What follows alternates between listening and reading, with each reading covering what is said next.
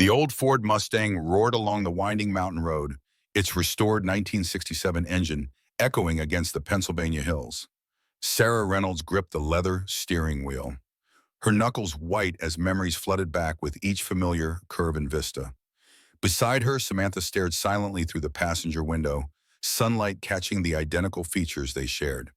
Twin sisters returning to a past they had spent 15 years trying to escape.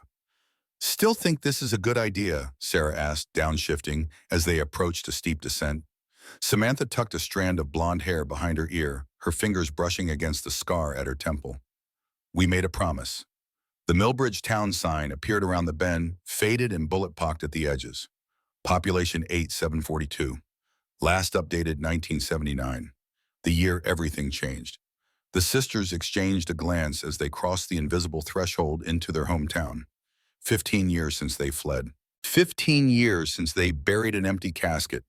The Millbridge that greeted them was a shadow of what they remembered. Main Street storefronts stood vacant for lease signs hanging in dusty windows. The once bustling Westmoreland Coal Company office was boarded up, its brick facade crumbling from neglect. Where miners once gathered for shift changes, only ghosts remained. "Rust Belt cancer," Samantha murmured, spreading through the organs. Sarah slowed the Mustang as they passed the old courthouse, its limestone steps worn smooth by generations. "Dad used to say a town without work loses its soul first, then its hope." Their father, David Reynolds, Millbridge's chief of police for 12 years, until that night in 1979 when he reportedly died in a shootout with drug dealers. The body too mangled for viewing. The case conveniently closed before questions could be asked. The sisters had been 20, then already away at college. Sarah pursuing accounting, Samantha in criminal justice. Their father's death had ignited something in both of them. Within 3 years, they were FBI recruits at Quantico. Now at 35, they had returned. Sarah, the Bureau's financial crimes specialist, with an uncanny ability to follow money trails others couldn't see. Samantha, the tactical specialist, who'd earned her reputation conducting successful field operations from Miami to Seattle. The Mustang turned onto Elkins Road, passing the cemetery where their father's empty casket lay beneath Pennsylvania soil.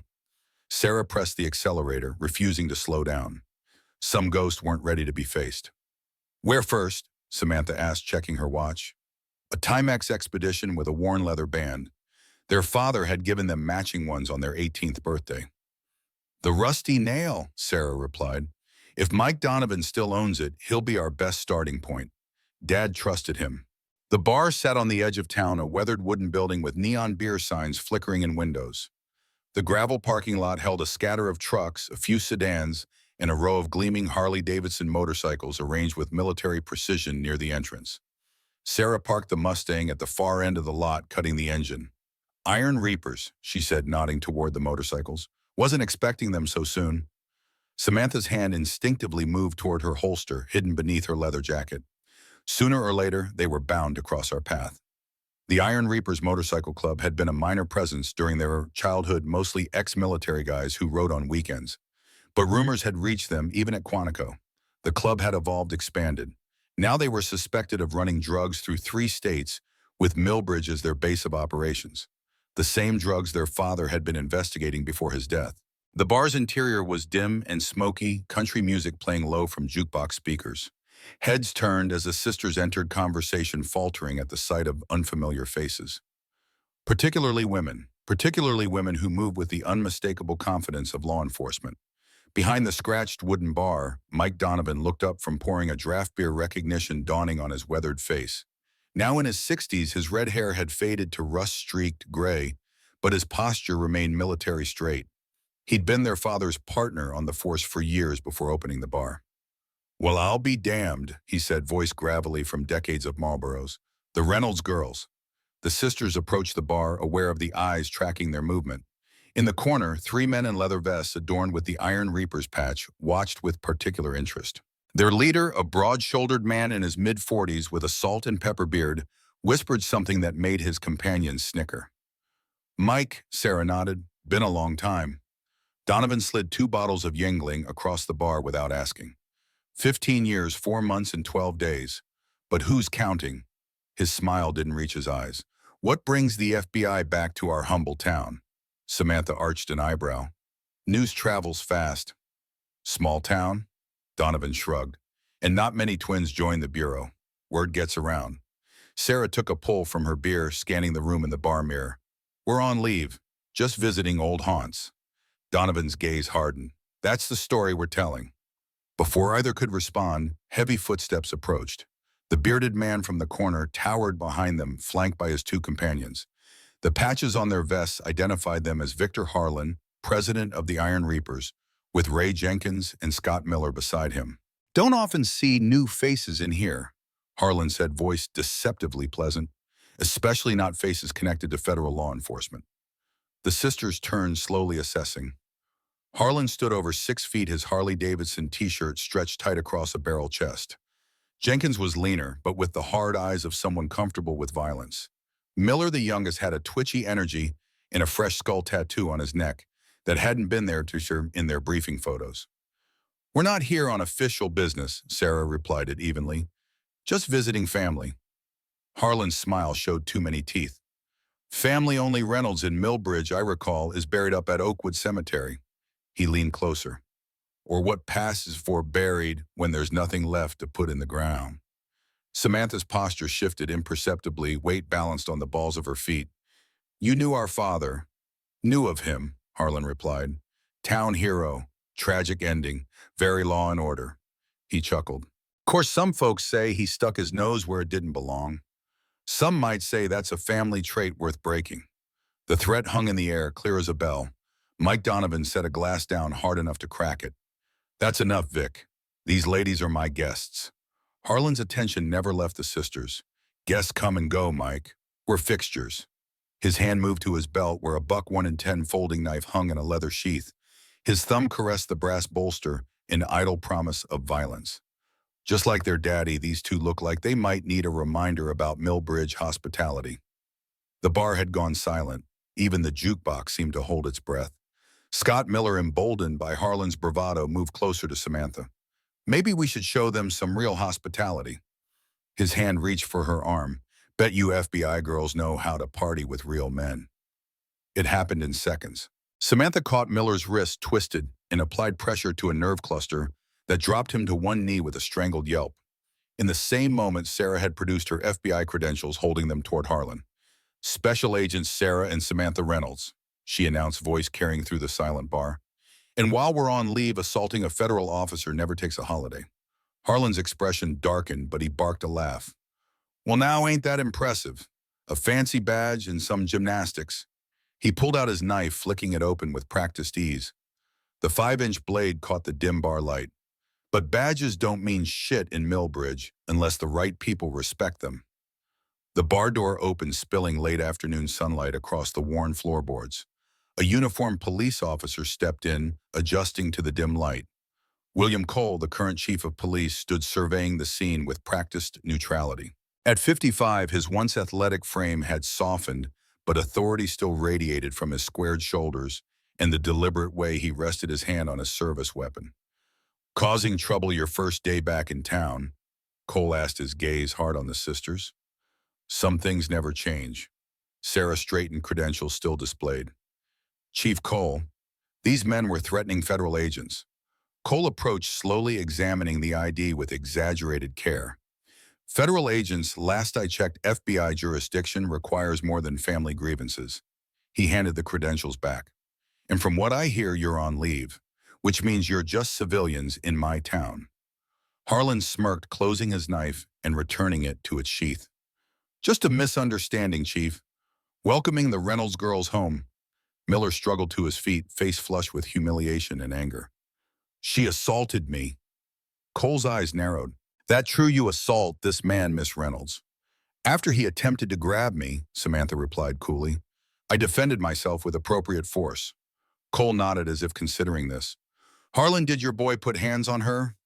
Harlan shook his head. Scott was just being friendly. These FBI types see threats everywhere. He spit the word FBI like it tasted foul. Well now, Cole sighed, we have conflicting accounts. And I've got 2 out-of-towners flashing federal credentials in a threatening manner, assaulting a local business owner and disturbing the peace. He unclipped the handcuffs from his belt. I think a night in lockup might cool things down while we sort this out. Donovan stepped around the bar. Chief, this is ridiculous. I saw the whole thing. Stay out of it, Mike, Cole warned, unless you want your liquor license reviewed next month. The threat silenced Donovan, though his jaw clenched visibly. You can't be serious, Sarah said. We've identified ourselves as federal agents. And I've got witnesses saying you were using those credentials to threaten and intimidate, Cole replied. Impersonating federal officers is a serious offense.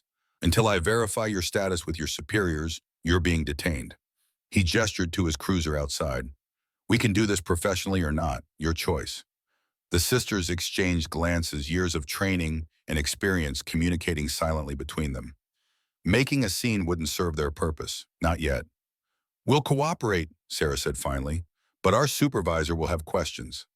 Cole smirked. I'm counting on it. Outside, Cole directed them toward his waiting Ford Crown Victoria, its white paint gleaming in the late afternoon sun. The 1992 Police Interceptor had been meticulously maintained, a stark contrast to the decay evident elsewhere in town. As they approached the vehicle, Harlan called after them from the bar doorway. Welcome home, Reynolds girls. Don't worry, we'll have plenty of time to catch up later. His laughter followed them as Cole placed them in the back seat, the cruiser's partition, a still reminder of how quickly their return had gone sideways. Through the window, Samantha watched Millbridge pass by, the hardware store where their father had bought them their first bicycles, the ice cream parlor, now boarded up, the town park where he'd taught them to throw a proper punch just in case. Everywhere, memories and ghosts. This isn't how I imagined our homecoming, Sarah murmured. Samantha's lips curved into a grim smile. Actually, it's exactly what I expected. They're afraid of us. Good, Sarah replied. They should be. The Millbridge police station stood at the edge of town, a squat brick building that had once been a post office. Inside the front desk was staffed by a young officer who straightened nervously when Cole entered, with the handcuffed sisters. Processing 2 for disorderly conduct and impersonation, Cole announced. Get their belongings logged and secure them in holding. The officer, barely 25, with a fresh crew cut and nervous eyes, looked uncertain. Yes, sir. Do you want me to call the FBI field office to verify their status? Cole's expression hardened. I'll handle the calls, Jenkins. You handle the paperwork. As the young officer led them toward processing, a woman emerged from a side office. Deputy Chief Rebecca Martinez carried herself with the quiet confidence of someone who had earned her position through competence rather than connections. At 40, her dark hair was pulled back in a severe bun, and her uniform was impeccably pressed. Chief, she began, I wasn't aware we were expecting. She stopped mid-sentence, recognition dawning as she saw the sisters. Sarah, Samantha, Cole frowned. You know these two? Martinez nodded slowly. They're David Reynolds' daughters. I haven't seen them since his funeral, but I'd recognize them anywhere. Her eyes narrowed slightly. Why are they in cuffs, causing trouble at the Rusty Nail? Cole replied, claiming to be FBI agents assaulting Scott Miller. Martinez's expression revealed nothing, but her posture stiffened. I see, and we're booking them because... Cole stepped closer, lowering his voice. Because I said so, Deputy. Unless you've got concerns about how I run my department. Martinez held his gaze for a moment, then shook her head. No concerns, Chief. I'll make sure they're processed properly. After Cole stalked off to his office, Martinez approached the sisters. Officer Jenkins, I'll take over from here.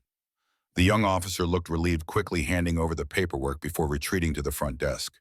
Martinez led them to a small processing room, closing the door behind them. She didn't immediately remove their handcuffs, instead studying them with a measured gaze. FBI, she asked quietly.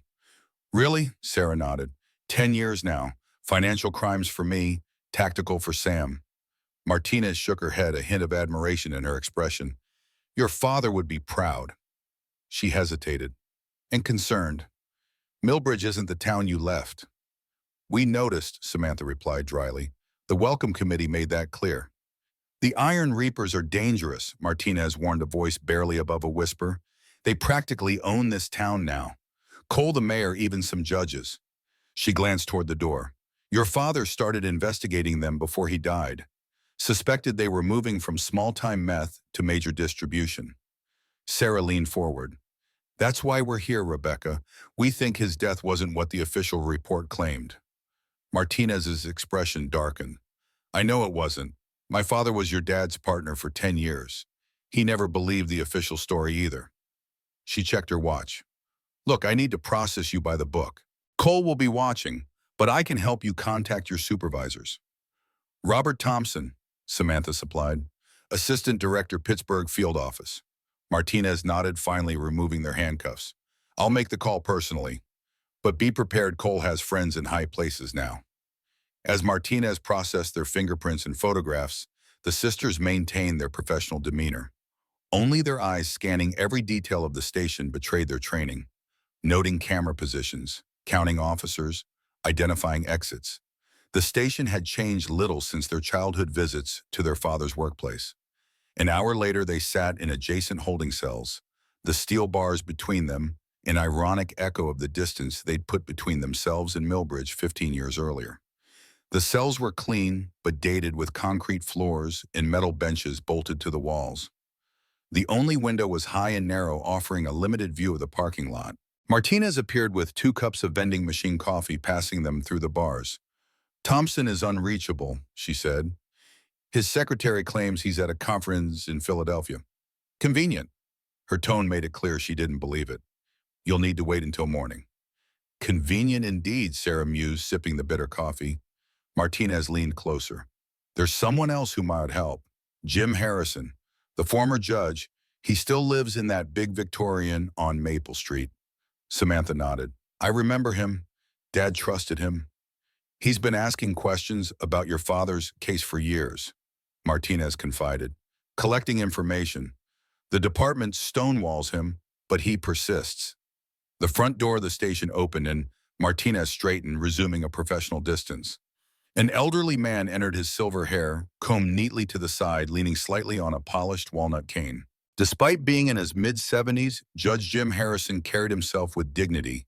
His tweed jacket and pressed slacks, a throwback to an earlier era of small-town professionalism. Deputy Martinez? Harrison nodded politely. I understand you are holding the Reynolds girls. Martinez returned the nod.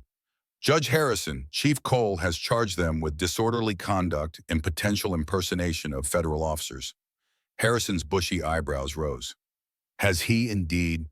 He turned toward the cells, studying the sisters with intelligent blue eyes. Ladies, I heard you were back in town, though I'd hoped to see you under better circumstances. Sarah stood approaching the bars. Judge Harrison, it's been a long time. Too long, Harrison agreed.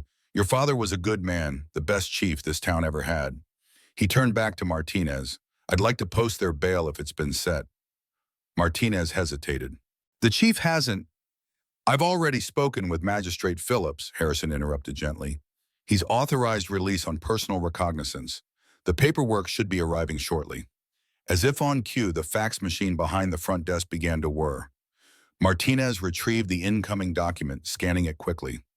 Everything appears in order. I'll need to inform the chief. Harrison waved a dismissive hand. William can call me if he has concerns. I'll be taking full responsibility for these two. 20 minutes later, the sisters walked out of the police station, flanked by Harrison. The evening air had cooled and stars were beginning to emerge in the darkening sky. Harrison led them to a meticulously maintained Lincoln Town car, its deep blue paint reflecting the station's exterior lights. My home is nearby, Harrison said, opening the rear door for them. I imagine you have questions. As do I. Harrison's Victorian home stood on a quiet street lined with maple trees, their leaves beginning to turn with the approaching autumn. The house itself was a testament to a bygone era, with gingerbread trim, a wraparound porch, and stained glass accents that caught the porch light as they approached. Inside, the decor reflected Harrison's appreciation for history. Antique furniture from the late 1800s sat alongside mid-century pieces that had once been modern, but now carried the patina of decades. The walls were lined with bookshelves holding leather-bound law volumes and historical texts. Make yourselves comfortable, Harrison said, gesturing toward the study. Drinks? Bourbon if you have it, Samantha replied, studying a framed photograph on the wall. It showed a younger Harrison standing beside their father at a police department ceremony, both men in uniform, pride evident in their postures. Harrison returned with 3 glasses of amber liquid served neat in crystal tumblers that caught the light from a nearby Tiffany lamp. Your father's favorite, he said, handing them each a glass. Old Fitzgerald. They don't make it the same anymore. Sarah accepted the drink, inhaling the rich aroma that immediately transported her back to childhood evenings, when their father would pour a finger's worth after particularly difficult days. You've kept this all these years. Harrison settled into a leather armchair that had molded to his form over decades. Some things are worth preserving. Memories. Truths. His eyes sharpened. Justice. That's why we're here, Samantha said, taking a seat on a nearby Chesterfield sofa. For the truth about what happened to our father. Harrison studied them over the rim of his glass. FBI agents now. David would be proud. He took a measured sip and worried sick. The Iron Reapers aren't the ragtag group of veterans they were in your father's day. They've evolved into something more dangerous. We know, Sarah confirmed. They're on the Bureau's radar for drug distribution across state lines. But we haven't been able to build a solid case. They're careful. Connected. Harrison nodded grimly. More connected than you realize. Your father discovered something weeks before he died. Something that went beyond drugs. He set his glass down and crossed to a painting on the far wall, a pastoral scene of the Pennsylvania countryside. Behind it sat an old Liberty safe, its combination dial worn from use. Harrison spun the dial with practiced precision. Your father gave me these the week before he died. Said if anything happened to him, I should keep them safe until you two were ready. The safe door opened with a metallic groan. Inside lay a weathered leather portfolio tied with faded string. Harrison removed it reverently, placing it on a nearby desk. He called it insurance. I call it a death warrant. The sisters moved to the desk as Harrison untied the string. Inside were maps of Millbridge and the surrounding county, certain locations marked with red X's, newspaper clippings about local business acquisitions, property records, and a small leather-bound journal with DR embossed on the cover. Your father was investigating more than just drug trafficking, Harrison explained carefully, spreading the contents across the desk. He discovered the Iron Reapers were merely foot soldiers in something larger, a network involving politics, business, even federal agencies. Sarah picked up a yellowed newspaper clipping about the Meridian Mining Corporation purchasing several local businesses in 1978. This connects to what I've been seeing in financial records. Shell companies' unusual cash flows. Harrison nodded. Your father called it Operation Rust Belt in his notes. He believed someone high up in federal law enforcement was protecting the operation. Someone he codenamed Patriot. Samantha opened the journal, her father's neat handwriting filling the pages in a personal cipher they recognized from childhood. He taught them the substitution method when they were teenagers, a game that became valuable training for their eventual FBI work. He was close to identifying Patriot when he died, Harrison continued. The official report claimed he interrupted a drug deal gone wrong, but there was no evidence of other participants. No drugs recovered. Just your father shot multiple times with his own service weapon. Sarah's fingers traced a map notation near the old mining tunnels. The night he died, he told Mom he was meeting an informant, someone with inside information. Harrison's expression darkened. 2 days before he called me. Said if anything happened, I should look into Robert Thompson. Both sisters looked up sharply. Our FBI supervisor, Samantha asked, voice tight with disbelief. Harrison nodded slowly. He was a junior agent, then assigned to the Pittsburgh office. Your father suspected he might be involved, though he wasn't certain how. The sisters exchanged troubled glances. Their path back to Millbridge had just become significantly more complicated. There's more, Harrison said, reaching deeper into the safe. He removed a small cassette tape, the label marked simply with the date 10/14/79, 3 days before their father's death. I've never been able to play this, Harrison admitted. Your father mentioned specialized equipment, said it was recorded on some system that required decoding. Sarah examined the cassette. Bureau used Nagra recorders back then, specialized units with encrypted audio. She looked up. We can access one at the field office. Samantha continued paging through the journal, stopping suddenly. There's an entry here about someone called JH119077. Harrison frowned. That doesn't ring any bells. A person, location, could be coordinates, Sarah suggested, or a date. November 10th, 1977. Harrison's eyes widened slightly. That's when the first major drug shipment allegedly came through Millowbridge. Your father was investigating a series of overdoses traced back to unusually pure heroin. The sisters continued examining the documents, pieces of a 15-year-old puzzle slowly connecting. Outside, darkness had fully settled over Millowbridge, the occasional passing car sending headlights sweeping across the study walls. None of them noticed the black Chevy Silverado that cruised past the house for the third time, its driver speaking quietly into a radio. "Judge," Sarah finally said, looking up from the documents, "this is bigger than we anticipated. We need time to process this information, correlate it with what we already know."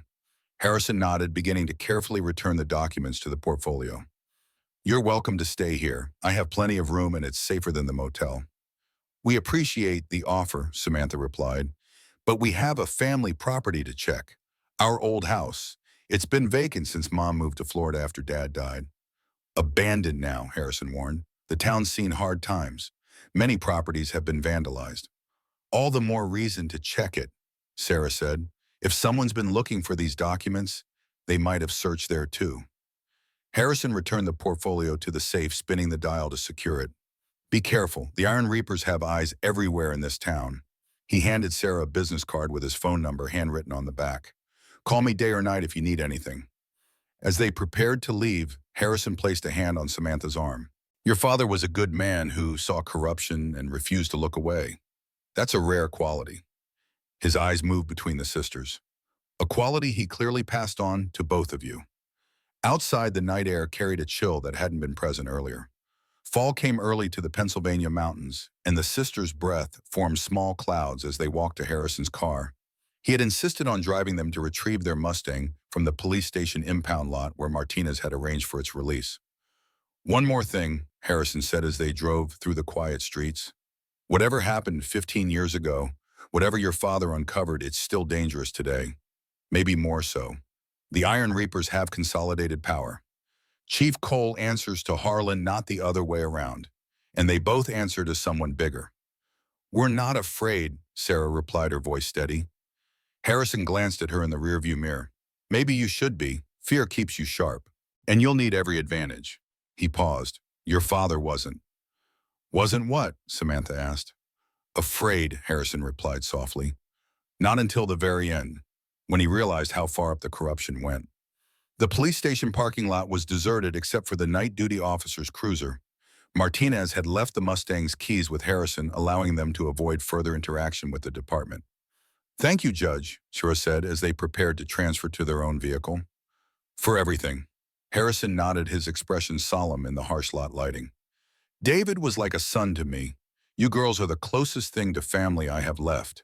His gaze hardened. "Find the truth. But remember, in Millbridge, the truth has teeth."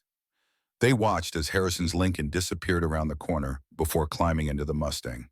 The engine roared to life, a comforting sound in the unsettling quiet of the town. "Thompson," Samantha said as they pulled onto the empty street. "Our own supervisor. If that's true, it explains why our investigations have hit walls," Sarah finished. "Every time we get close to connecting the Reapers to larger operations, the leads go cold." They drove in silence toward the outskirts of town where their childhood home stood. The streets were nearly deserted, most businesses closed, only the occasional bar or gas station showing signs of life. Millbridge after dark felt like a town holding its breath, waiting for something to happen. As they turned onto Cedar Lane, Sarah noticed headlights in the rearview mirror, a vehicle that had been behind them since leaving the station. "We've got company," she said quietly. Samantha checked the side mirror. "Pickup truck, dark-colored, can't see the driver." Sarah took a sudden right turn onto Birch Street, then another quick left. The truck followed, maintaining distance, but clearly tracking them. "Subtle," Samantha remarked dryly, reaching inside her jacket to check her service weapon. "Should we confront them?" Sarah considered, then shook her head. "Not yet. Let's see what they do." She accelerated down a straightaway, then cut the headlights and made a sharp turn into an alley between two abandoned storefronts. Killing the engine, they waited in darkness. The truck cruised past slowly, its driver scanning the side streets. In the brief moment it passed the alley mouth, they caught a glimpse of Ray Jenkins behind the wheel, his Iron Reaper's vest visible even in the darkness. They're watching us, Sarah murmured. Already. Good, Samantha replied. That means we're already making them nervous. They waited 10 minutes before starting the car again, taking a circuitous route to their childhood home. The modest two-story colonial sat back from the road surrounded by overgrown shrubs and untended trees that had once been their mother's pride. The white paint had faded to a dull gray, and several shutters hung askew. The porch steps sagged in the middle from years of neglect. Sarah parked the Mustang behind the house out of sight from the road. Using flashlights, they approached the back door, finding it locked, but with scratch marks around the keyhole. Someone's tried to get in, Samantha observed, running her fingers over the marks. Sarah produced a key from her pocket. Mom never sold the place. Couldn't bring herself to after everything. The key turned with resistance, the lock mechanism stiff from disuse. Inside, dust motes danced in their flashlight beams. The electricity had been shut off years ago, and the house had the stale smell of abandonment. But beneath the dust and disuse, it was still recognizably their home. The kitchen where their mother had taught them to bake. The living room where their father had read to them from law books and mystery novels alike. And everywhere the ghost of what had been taken from them. Sam, Sarah called softly from their father's study. Look at this. The room had been searched thoroughly. Drawers left partially open, bookshelves disarranged, the desk blotter askew. But the searchers had missed what the sisters immediately noticed, the slight unevenness in the wooden floorboards beneath their father's desk. Together they moved the heavy oak desk aside. Samantha ran her fingers along the floorboard seams until she found the one that gave slightly under pressure. Using her pocket knife, she pried up the board, revealing a small cavity beneath. Inside lay a dusty Zenith cassette recorder and several unlabeled tapes. He always said the best hiding place is where someone's already looked, Sarah whispered, carefully lifting out the recorder. Samantha examined it. Battery's dead, but it seems intact. They continued searching the house methodically, room by room, finding small signs of their father's foresight. A hidden compartment in the master bedroom contained his spare service weapon, a Smith & Wesson Model 66 revolver, along with ammunition and cleaning supplies, all wrapped in oiled cloth and perfectly preserved. In the girls' old bedroom, beneath a loose floorboard under Samantha's bed, they found a small metal box containing family photographs and their father's police badge, along with a folded piece of paper bearing only the notation JH177. Same code from his journal, Sarah noted, carefully refolding the paper. It must be important. As they prepared to leave with their discoveries, headlights swept across the living room walls. A vehicle had pulled into the driveway. The sisters immediately doused their flashlights, moving to positions flanking the front window. Samantha drew her service weapon while Sarah peered carefully through a gap in the dusty curtains. A police cruiser sat in the driveway, its roof lights dark. Behind the wheel, Deputy Chief Rebecca Martinez surveyed the house with a watchful expression. It's Martinez, Sarah whispered. Alone. They waited, watching as Martinez exited her vehicle and approached the porch. She didn't immediately knock, instead scanning the surrounding area before making her decision. She's checking if we're being watched, Samantha observed. Smart. When Martinez finally knocked, it was a soft, almost hesitant sound. Sarah approached the door, cautiously opening it just enough to see Martinez's face. You shouldn't be here, Martinez said without preamble. The Iron Reapers have people watching the house. They've been monitoring it for years. Sarah stepped back, allowing Martinez to enter. How did you know we'd be here? Where else would you go? Martinez replied. It's what I would do. She glanced at their gathered items. Found something, Samantha held up the cassette recorder.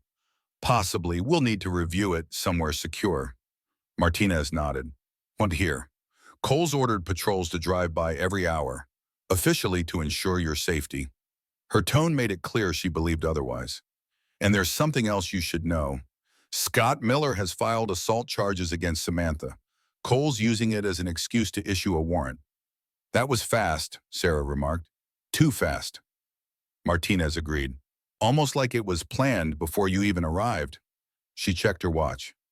I can give you about 20 minutes before I need to report finding the house empty. There's a motel on the edge of town, the Pinewood.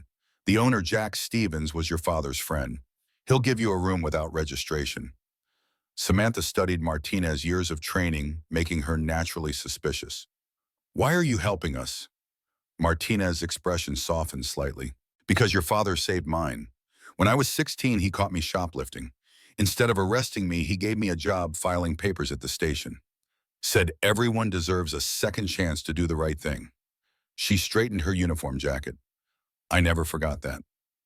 After Martinez left, the sisters quickly gathered their discoveries and exited through the back door. The night had grown colder, and a fine mist was beginning to fall, shrouding the overgrown yard in ghostly tendrils. They loaded the Mustang, carefully storing their father's revolver in the lockbox beneath the driver's seat.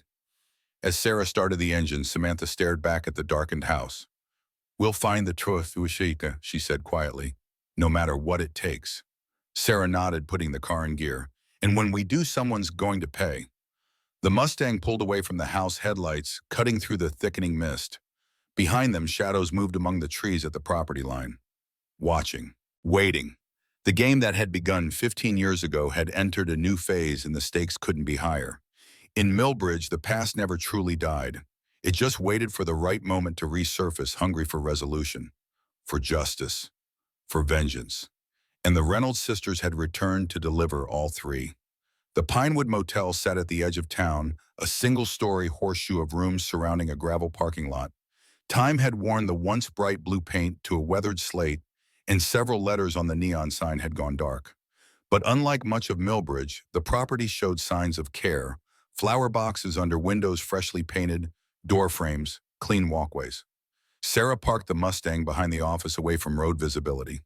The motel's position, nestled against a hillside of dense pine forest, offered natural concealment from casual observation.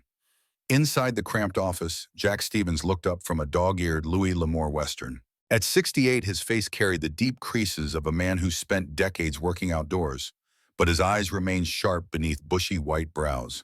The moment he saw the sisters, those eyes widened with recognition. "Sweet Jesus," he breathed, standing slowly. "Dave's girls." Sarah nodded. "Hello, Mr. Stevens. Rebecca Martinez said you might have a room available." Stevens studied them silently, absorbing the changes 15 years had wrought. Then he reached beneath the counter and produced an old-fashioned room key attached to a plastic tag marked 14. "N unit, back corner. No paperwork needed." He pushed the key across the counter. "Your daddy saved my boy from prison back in '76. Drug charge that would have ruined his life." His voice thickened. "Never got to repay that debt." "You're doing it now," Samantha replied quietly. Stevens nodded, gesturing toward a back door. "Park around back. Fewer eyes." Room 14 was modest but meticulously clean. Twin beds with faded floral spreads. A small table with 2 chairs. Wood-paneled walls decorated with framed landscapes of Pennsylvania wilderness. The bathroom featured fixtures from the 1970s, but the chrome sparkled and the tiles gleamed. "First order of business," Sarah said, setting their father's cassette recorder on the table. "We need batteries and a way to charge this." Samantha unpacked the Smith & Wesson revolver, checking the cylinder before loading it with 357 Magnum rounds from the cleaning kit. The weight felt right in her hands, a connection to her father that transcended the years.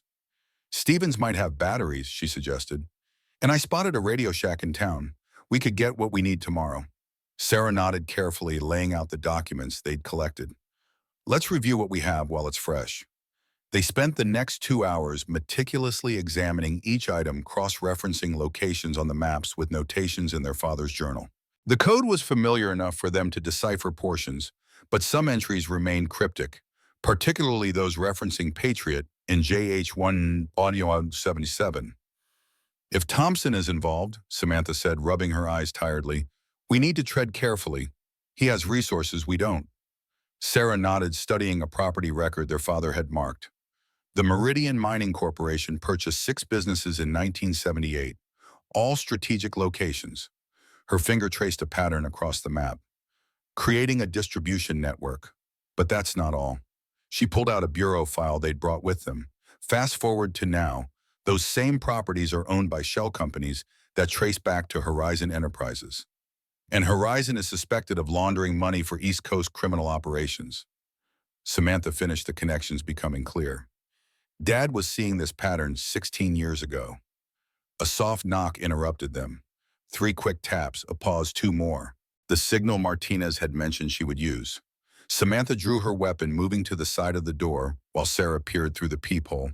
Rebecca Martinez stood outside alone, her uniform replaced by civilian clothes. Sarah opened the door, allowing Martinez to slip inside. She carried a small duffel bag and a cardboard drink tray holding 3 coffees. "Brought supplies," Martinez said, setting everything down. "And updates." "How did you know which room?" Samantha asked, holstering her weapon but remaining vigilant. Martinez accepted the implied challenge with a thin smile. "Jack called me. He's cautious too." She distributed the coffees. "Coles issued a formal warrant for your arrest on charges of assaulting Miller and impersonating federal officers. He's claiming your credentials are fakes." Sarah frowned. "That's absurd. A simple call to Quantico would verify our identities." "Cole's saying he made that call, claims the Bureau has no record of you." Martinez sipped her coffee. "It's a stalling tactic, but an effective one. Gives him legal cover to detain you if found." Samantha leaned against the wall. "And what about you? Won't Aunt Cole wonder why you're not helping search for us?" "I'm officially off duty. Family emergency." Martinez opened the duffel bag. "I brought batteries for your recorder, some food, and burner phones. Untraceable." She paused. "And something else you should see." She produced a thin file folder marked "Confidential." Inside were crime scene photographs from their father's death. The sisters had never seen them before the case being closed before they returned for the funeral. The images were clinical and stark. Their father's patrol car parked near the old mining entrance. His body sprawled beside it, multiple gunshot wounds to the chest and one to the head. His service weapon near his outstretched hand. "The official report claimed he interrupted a drug deal," Martinez said quietly. "That the dealer shot him with his own weapon during a struggle." Sarah studied the photos, her trained eye catching inconsistencies. "Blood spatter pattern is wrong for a struggle. And look at the positioning of the body." She pointed to details only someone with forensic training would notice. "He was positioned after death. This was an execution made to look like a shootout." Samantha nodded grimly. "Shooter was right-handed based on the angle. Dad would have seen them coming." She looked up at Martinez. "Where did you get these?" "My father kept copies," Martinez replied. "He was your dad's partner, but they assigned him another case that night. He always felt it was deliberate keeping him away." Sarah gathered the photos carefully. "These are crucial evidence. The case needs to be reopened." "With what authority?" Martinez asked. "Cole controls the department, and your own supervisor may be compromised." Samantha reached for the cassette recorder. "Let's see what Dad left us first. Maybe there's something here that changes the equation." With fresh batteries installed, the recorder hummed to life. The first cassette was unmarked, and when they pressed play, only static emerged, punctuated by occasional clicks. "It's encoded," Sarah realized. "Nagra system.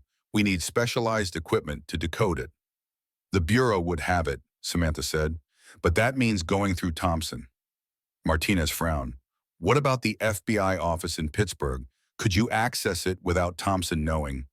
The sisters exchanged glances, weighing options. "Possibly," Sarah admitted. "We have colleagues there who might help if we can convince them."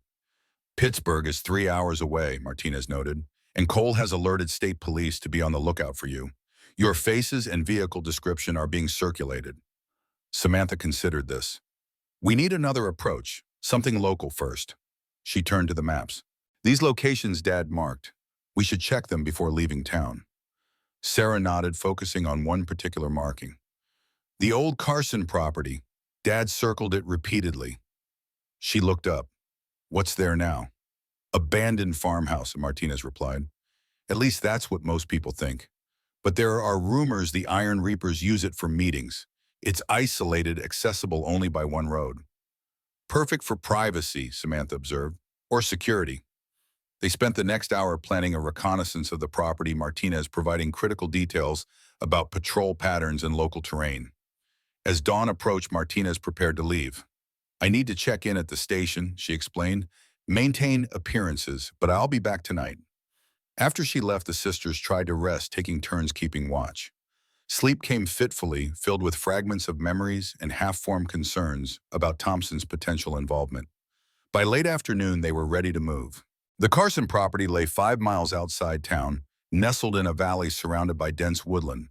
According to Martinez's information, the farmhouse was typically unoccupied during daylight hours, with Reapers members arriving after dark for meetings or other activities.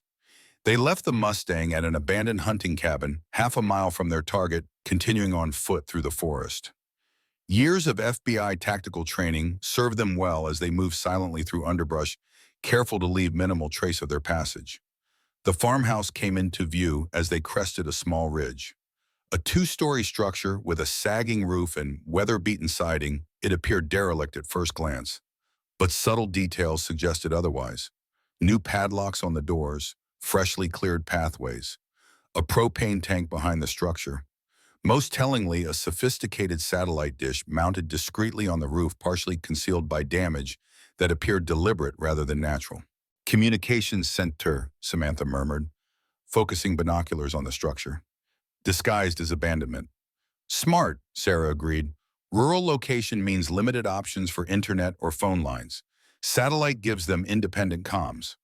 They observed for nearly an hour, noting details and photographing the property with a small camera Sarah had brought. No vehicles approached and no movement was visible inside. Let's get closer, Samantha suggested. Check the outbuildings. They descended carefully using natural cover to approach a weathered barn that stood approximately 50 yards from the main house. Its large doors were secured with a heavy chain and padlock, but a smaller side entrance had only a simple hasp lock that Samantha picked with practiced ease. Inside the barn's cavernous space was illuminated by dust-filtered sunlight streaming through gaps in the wooden walls. At first glance, it contained only old farm equipment and stacked hay bales. But when Sarah moved deeper into the structure, she discovered the hay concealed something more significant. "Sam," she called softly, "look at this." Behind the carefully arranged bales sat 3 steel drums marked with chemical hazard symbols. Nearby, a workbench held laboratory equipment, beakers, tubing Bunsen burners, all meticulously organized and surprisingly clean compared to the surrounding barn.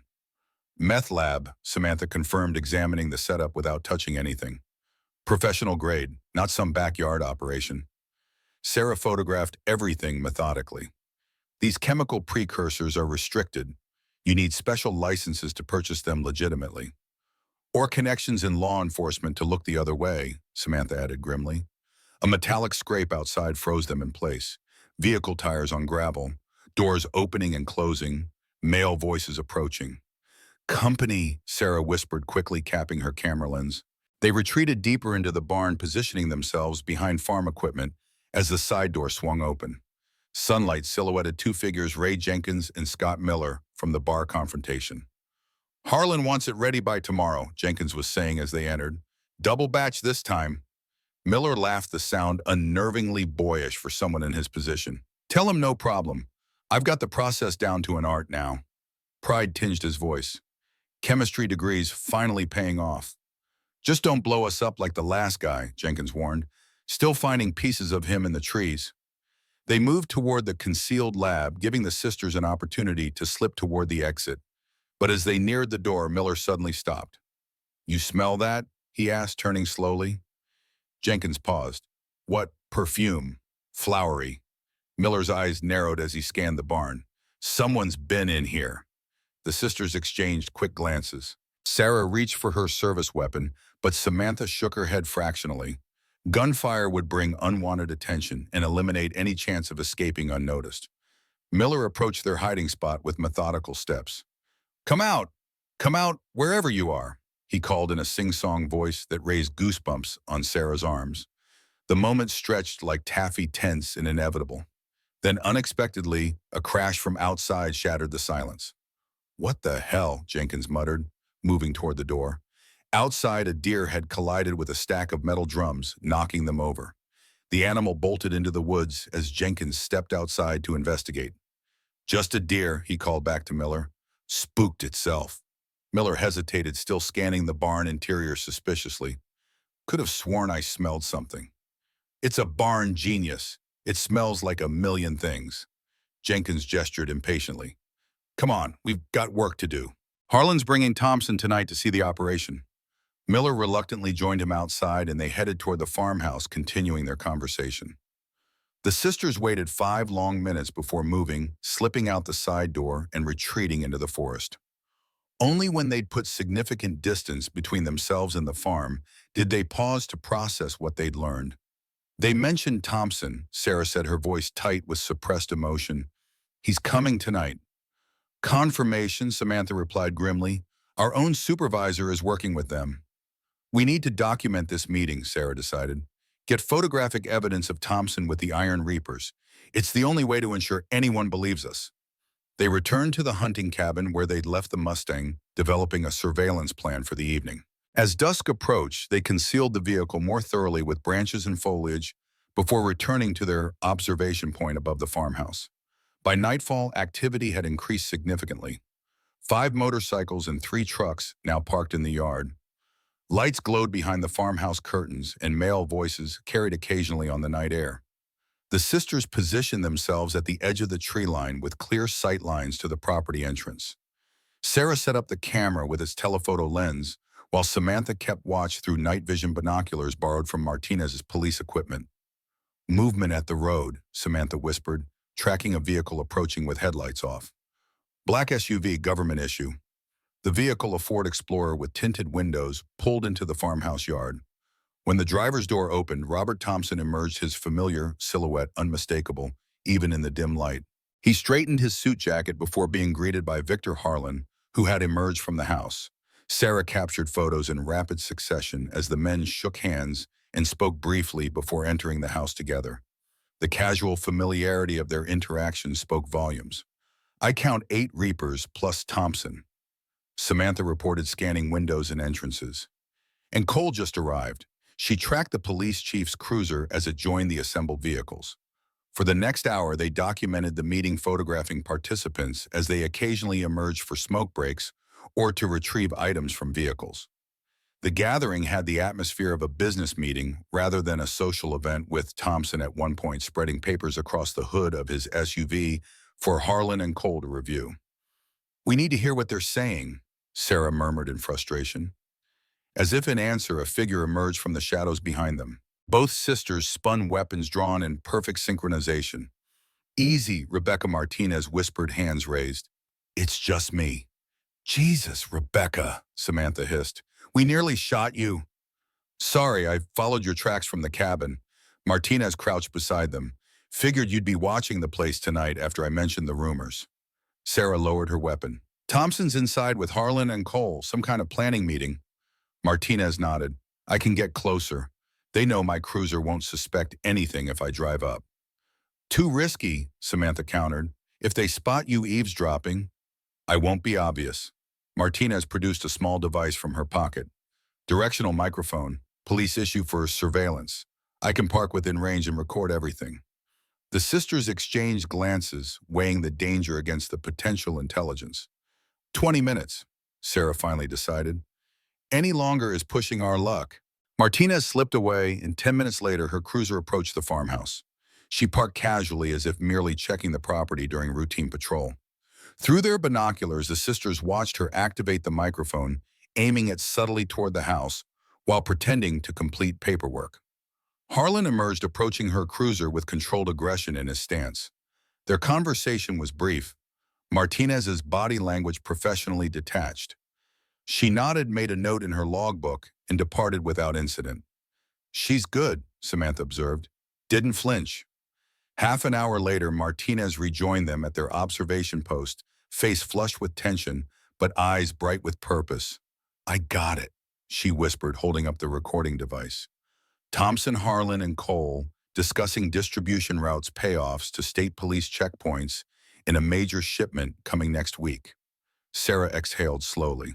That's enough to justify a formal investigation, even with Thompson compromised. They continued surveillance until the meeting concluded around midnight. Thompson departed first, followed by Cole, then the Reapers, members in staggered intervals, standard procedure for avoiding attention. When the property finally went dark, the sisters and Martinez retreated to their vehicles. The night had turned cold, their breath forming clouds in the autumn air as they discussed their findings. We need to get this evidence to Pittsburgh, Sarah determined. Agent Diana Wells heads the field office there. She's not in Thompson's direct chain of command. Can she be trusted? Martinez asked. More than Thompson, Samantha replied, and we don't have many options. They agreed to meet back at the motel to finalize their plan. As Martinez departed in her cruiser, the sisters climbed into the Mustang adrenaline from the night's surveillance, gradually giving way to bone-deep exhaustion. "I'll drive," Samantha offered, noting Sarah's fatigue. The drive back to the Pinewood Motel took them through Millbridge's empty streets. The town slept unaware of the corruption being documented in its rural outskirts. The sisters drove in contemplative silence, each processing the confirmation of their suspicions about Thompson. At the motel, Stevens had left a room key under a planter as arranged, allowing them to access a different unit from the previous night, a security precaution Martinez had suggested. Room 8 was identical to 14 in layout, but mirrored the small difference, momentarily disorienting as they entered. Sarah immediately set up their evidence on the small table, photographs, Martinez's audio recording their notes. "We're building a solid case," she observed, organizing the materials methodically. "But we still don't know how high this goes beyond Thompson or what specifically got Dad killed." Samantha unpacked the cassette recorder again. "There's something on these tapes he wanted us to hear." Her fingers traced the device thoughtfully. The answer has to be there. A soft knock at the door signaled Martinez's arrival. She entered quickly, face tense with fresh urgency. "Cole's ordered an all-unit search for you two," she reported. "He's claiming you broke into the Carson property and vandalized it. Called in the state police for backup." "That was fast." Sarah frowned. "How did they know we were there?" "Motion sensors, maybe," Samantha suggested. "Or someone spotted the Mustang." Martinez shook her head. "Doesn't matter how. What matters is every cop in 3 counties is looking for you now." She placed a small device on the table. "This is the recording from tonight.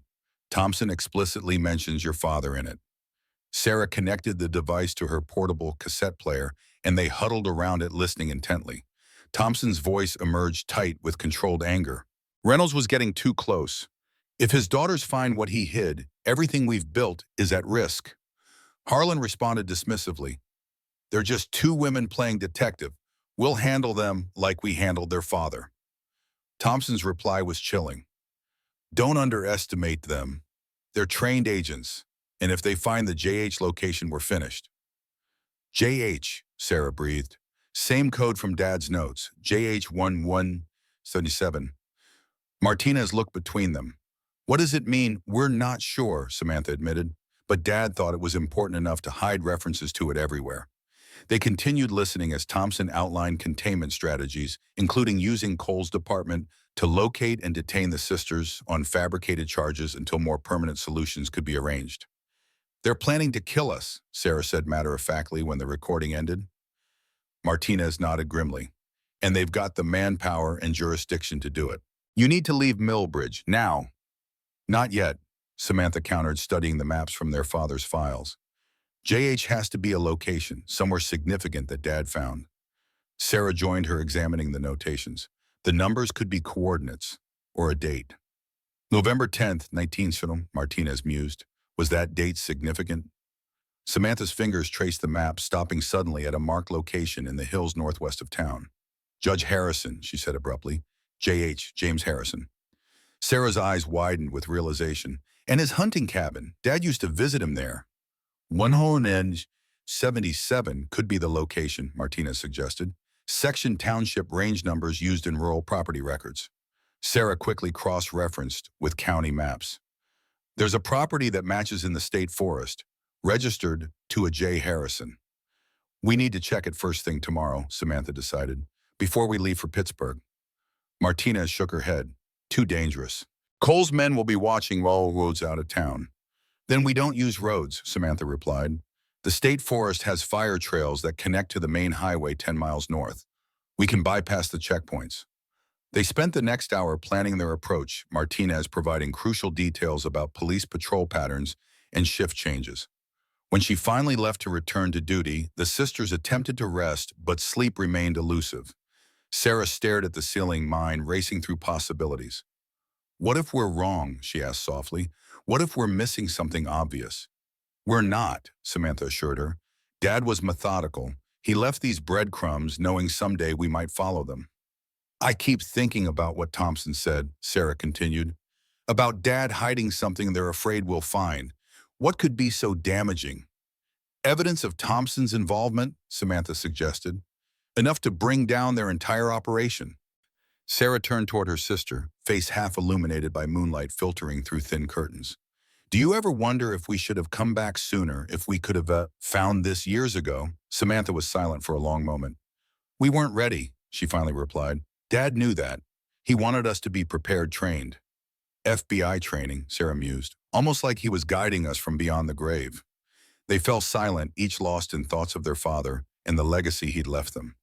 Outside, a patrol car cruised slowly past the motel, its spotlight sweeping methodically across the parking lot. Dawn broke gray and misty over Millbridge, the October air heavy with moisture that clung to everything it touched. The sisters prepared quietly, packing only essentials for their expedition to Harrison's cabin. The evidence they'd collected was carefully concealed in a waterproof bag that Samantha strapped to her body beneath her jacket. They left the Mustang hidden behind the motel, knowing its distinctive profile would attract unwanted attention. Instead, they departed on foot through the woods behind the property, using the dense morning fog as additional cover. Their route took them northwest, paralleling the main road but staying within the tree line. Years of FBI field training made the trek manageable despite difficult terrain. They moved with purpose, communicating mostly through hand signals and occasional whispered comments. 3 miles outside town, they encountered their first obstacle, a police checkpoint on the bridge spanning Carter's Creek. 2 cruisers blocked the road completely, officers checking each vehicle that approached. Cole's not taking chances, Sarah observed as they watched from concealment. Samantha studied the creek itself. Water's running high from the rain last week. Too dangerous to cross here. Oh, and they backtracked half a mile to a narrower section of the waterway, where fallen logs created a natural if precarious crossing point. The morning fog still hung low over the water, providing crucial concealment as they made their way carefully across the slippery surface. On the far bank, they oriented themselves using the map and a small compass Sarah carried. Harrison's hunting cabin lay 4 miles ahead, nestled in a remote valley, accessible only by a single dirt track. The forest grew denser as they hiked ancient oak and maple trees, creating a canopy that blocked much of the strengthening daylight. The sisters moved steadily, alert for signs of pursuit or surveillance. Someone's been through here recently, Samantha noted, pointing to broken branches and disturbed underbrush alongside the faint trail. Sarah knelt, examining a partial footprint in a patch of soft soil. Heavy boots, men's size 11 or 12. Hunters maybe, Samantha suggested, but her tone conveyed doubt. They proceeded with heightened caution, stopping frequently to listen for sounds that didn't belong to the forest. The morning remained eerily quiet, lacking even the usual chatter of birds and squirrels. They know we're coming, Sarah whispered, after an hour of tense hiking. This silence isn't natural. Samantha nodded, drawing her service weapon. Let's approach from the backside of the ridge. More cover. They diverted from the trail, climbing a steep, rocky incline that left them breathless, but provided a superior vantage point. From the ridge top, they could see Harrison's cabin in the valley below, a small, weathered structure with a stone chimney and wraparound porch. No vehicles were visible, and no smoke rose from the chimney despite the morning chill. Looks clear, Sarah observed through binoculars, but that doesn't mean it is. They studied the surrounding forest carefully before descending. Approaching the cabin required crossing an open meadow of tall grass, a dangerous exposure they minimized by crawling on their stomachs through the damp vegetation. The cabin's porch steps creaked softly as they mounted them, weapons ready. The front door was locked but showed no signs of forced entry. Samantha picked the lock with practiced efficiency while Sarah maintained watch. Inside, dust motes danced in the thin shafts of sunlight penetrating closed shutters. The cabin's interior was Spartan, but well-maintained, a main room with stone fireplace, small kitchen area, and 2 doors leading presumably to bedrooms. No one's been here recently, Sarah noted, observing the undisturbed layer of dust on most surfaces. Samantha holstered her weapon. So we start searching. Dad's code must lead to something specific. They began a methodical examination of the cabin, checking floorboards, wall panels, furniture, anywhere something might be concealed. Their father had taught them about hiding places when they were children, turning it into a game that now served a deadly serious purpose. After 30 minutes of fruitless searching, Sarah paused in the main room, frustrated. We're missing something. The code J-7. We assume JH was Judge Harrison, but what if it's something else? Samantha leaned against the stone fireplace, thinking. Her hand absently traced the rough-hewn mantel, fingers catching on a small imperfection in the wood. She looked closer, finding a tiny carving nearly invisible to casual inspection. Sarah, she called softly, look at this. Carved into the underside of the mantle were the initials DR, and beneath them an arrow pointing downward. Together they examined the hearthstones, finding one that shifted slightly under pressure. It took both of them to lift the heavy stone, revealing a small cavity beneath. Inside lay a metal lockbox roughly the size of a thick hardcover book. It was secured with a combination lock, three numbered dials awaiting the correct sequence. 118077, Sarah suggested immediately. Samantha tried the combination, but the box remained stubbornly closed. Not it. Try 1177 as a date, Sarah suggested. November 10th, 77. So, WMU 77.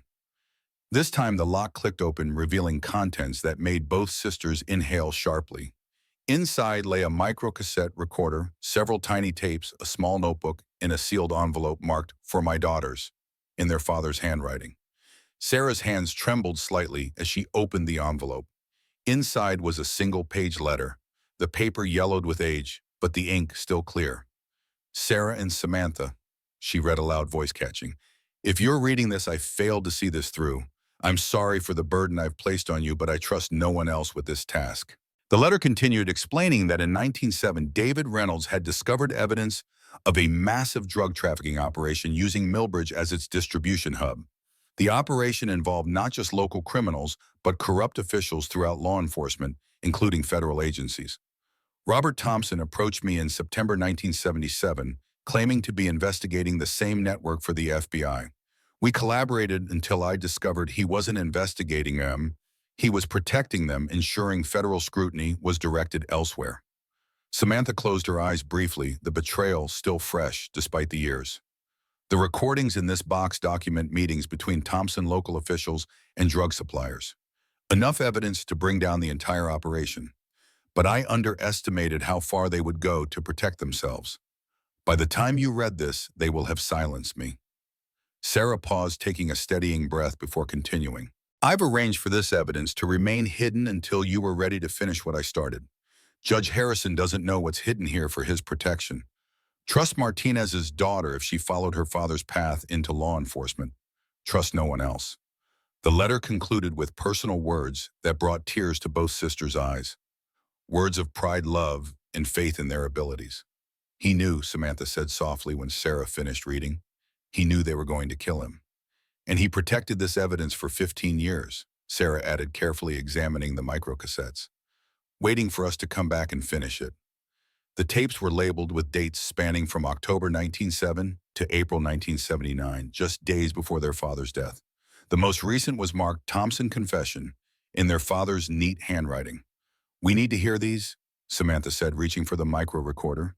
The first tape contained a meeting between Thompson and someone identified only as Carson, discussing shipment routes and protection payments to local authorities. Carson, Sir Sarah repeated. The farmhouse we surveilled is on the old Carson property. The second tape documented a meeting with Chief Richardson Cole's predecessor where payment arrangements were explicitly discussed. Their father's voice occasionally interjected questions, playing the role of a cooperative officer while secretly gathering evidence. The third tape, the one marked Thompson Confession, was the most damning. In it, Thompson openly discussed his role in managing federal oversight of the operation, ensuring investigations were directed away from Millbridge and the transportation corridors they controlled. This is everything we need, Sarah said when the recording ended. Enough to bypass Thompson completely and take this to the highest levels of the Bureau. A floorboard creaked on the porch outside. Both sisters froze, instantly alert. Samantha drew her weapon while Sarah quickly gathered the evidence back into the lockbox. The cabin door burst open, framing Chief Cole in the doorway, his service weapon leveled at them. Behind him, Scott Miller and Ray Jenkins appeared at the windows, their own weapons ready. Well, well, Cole said, a cold smile spreading across his face. Looks like we found our federal fugitives, and it seems they've discovered something interesting. His gaze fixed on the lockbox in Sarah's hands. That evidence is federal property, Samantha stated calmly, her own weapon steady despite the tactical disadvantage. Cole laughed. Federal property? That's rich considering you're both about to be arrested for impersonating federal agents. He stepped further into the cabin, confidence radiating from his posture. Put the box down and your weapons on the floor. Slowly. You're making a mistake, Cole, Sarah warned. This evidence is already being transmitted to the Pittsburgh field office. A bluff, but delivered with convincing certainty. Doubt flickered briefly in Cole's eyes before his confidence reasserted itself. Nice try, but these woods don't exactly have great cell service. He gestured with his weapon. Box, guns, now. The standoff stretched for several tense seconds, the sisters exchanging subtle glances that communicated volumes. They were outnumbered, outpositioned. Fighting would likely end with the evidence destroyed and themselves dead or seriously wounded. Slowly, Samantha placed her weapon on the floor. Sarah set the lockbox on the table, her movements deliberate and controlled. Smart choice. Cole smirked, gesturing to Miller and Jenkins. Cuff them. As Miller approached with handcuffs, his expression hungry with anticipated revenge, a new sound cut through the tension, the distinctive crack of a high-powered rifle from somewhere in the surrounding forest. The window beside Jenkins exploded inward, and he dropped with a strangled cry, clutching his shoulder. Cole dove for cover, shouting in confusion. What the hell? A second shot shattered the remaining front window, sending Miller scrambling backward in panic. Sniper! He yelled unnecessarily. In the momentary chaos, Samantha retrieved her weapon from the floor while Sarah grabbed the lockbox. They retreated toward the back of the cabin as Cole fired blindly toward the forest. Kitchen exit, Samantha directed, covering their retreat, while Cole and Miller remained pinned down by precise rifle fire that kept them from pursuing. They burst through the rear door onto a small back porch, then sprinted for the tree line 50 yards away. Behind them, shouts and gunfire continued, but no bullets followed them into the forest's protective embrace. They ran for nearly 10 minutes before stopping in a dense thicket to catch their breath and assess their situation. Who was shooting? Sarah gasped, the lockbox clutched against her chest. Unknown ally, Samantha replied, scanning their back trail for a pursuit, but they knew exactly when to intervene. Martinez, maybe? Sarah suggested. She knows these woods better than anyone.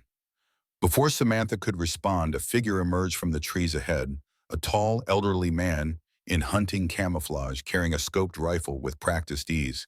His face was weathered by decades of sun, and wind-white beard, neatly trimmed eyes sharp beneath a faded cap. Both sisters raised their weapons instinctively. Easy now, the man said, his voice a gravelly rumble. If I'd wanted to shoot you, I'd have done it back at the cabin. Something in his voice, a familiar cadence, a particular way of emphasizing certain words, made Sarah lower her weapon slightly. Who are you? The man stepped closer, emerging fully from shadow into filtered sunlight. His features beneath the beard and years of aging suddenly coalesced into something hauntingly familiar. Hello, girls, he said softly. It's been a long time. Samantha's weapon wavered, then lowered completely. Dad, she whispered, disbelief warring with desperate hope. David Reynolds stood before them, 15 years older than when they'd last seen him, but unmistakably alive. I'm sorry, Abba, he said, voice thick with emotion. For everything. Sarah stumbled forward, shock making her movements uncharacteristically clumsy. You're dead, she stated flatly, mind struggling to reconcile the man before her with the father they'd buried. We had a funeral. Empty casket, David confirmed gently. It was the only way to protect you both, to give me time to gather what I needed to bring them down. Samantha remained rooted in place, professional training, battling familial instinct. Prove it, she demanded. Prove you're our father.